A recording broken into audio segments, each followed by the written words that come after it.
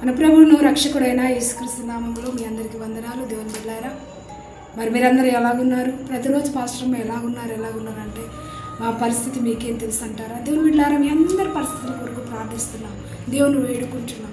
మా వీడియో చూస్తున్న ప్రతి ఒక్కరి కొరకు కూడా ప్రతిరోజు సంఘముగా కూడి ప్రార్థన చేయించున్నాం. దేవుని బిడ్డలారా, మీ ఆర్థిక ఇబ్బందులు, మీ అత్యవసరతలు, మీ అనారోగ్యము, మీ కుటుంబ పరిస్థితులు ప్రతి ఒక్కరి కొరకు ప్రార్థిస్తున్నాం. దేవుని బిడ్డలారా, ఎందుకంటే సంఘము ప్రార్థించగా దేవుడు సంఖ్యలు విడుదల చేసిన దేవుడు కనుక మీ అందరి కొరకు మన సంఘం అంతా కూడి మేమంతా ప్రార్థిస్తున్నాం. ఈ 40 రోజులు ఉపవాస ప్రార్థనలు. దేవుని బిడ్డలారా, ఇది 32వ రోజు.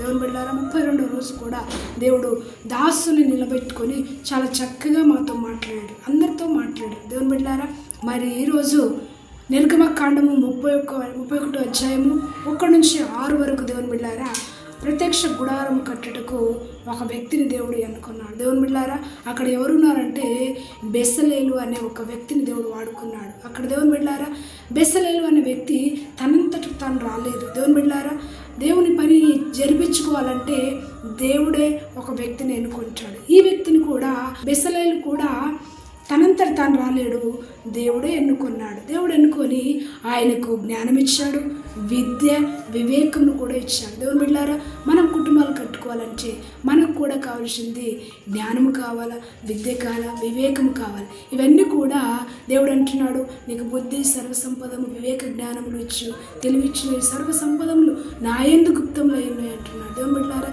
మనమందరం కూడా దేవుని పనిలో పనిముట్టుగా ఉండాలి. కుటుంబాన్ని కట్టుకోవాలంటే దేవుడు నీకు విద్య జ్ఞానం ఇచ్చి నీ కుటుంబంలో నిన్ను లేపునుగాక, నిన్ను వాడుకునుగాక. God bless you. Praise the lord.